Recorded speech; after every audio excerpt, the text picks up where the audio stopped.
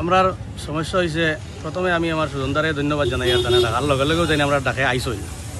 এখন কথা হয়েছে আমরা যারা এরকম আছি এটা তো আমরা শিলচার ট্রাক ড্রাইভার ইউনিয়নের সদস্য সকল আছি, মেম্বার সকল আছি। আমরা এটা সারা ড্রাইভার সকল মিজোরাম গাড়ি চালাই বা আমরা ভারতের ড্রাইভার সকল, আমরা লাইসেন্সও ভারত লেখা আছে, আমরা ভারতে যে কোনো জায়গায় যেতাম পারি গাড়ি লইয়া।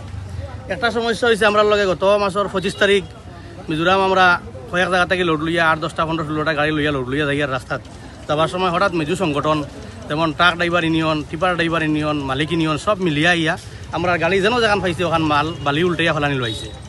এর বালি উল্টাইয়া ফেলানির প্রতিবাদে আমরা মানে উল্টা ফিল্টা মাতিছে, মারিদুর করছে প্রায় ড্রাইভার ফ্লোরে।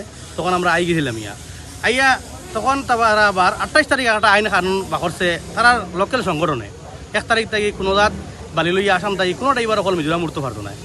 কিন্তু এরপরে আমরা খেওয়ার উঠছি না, আমরা ড্রাইভার রাইছি রাইয়া খেওয়ার উঠেন না বর্তমানে।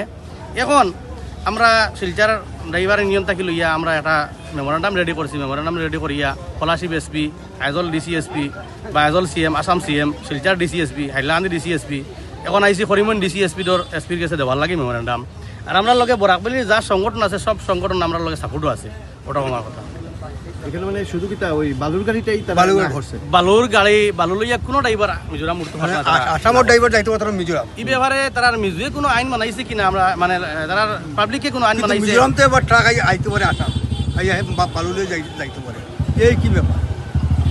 আচ্ছা মানে শুধু বালুর গাড়িটাই একটাইছে, বাকিগুলো গাড়ি না। তখন আপনারা কি চাই না?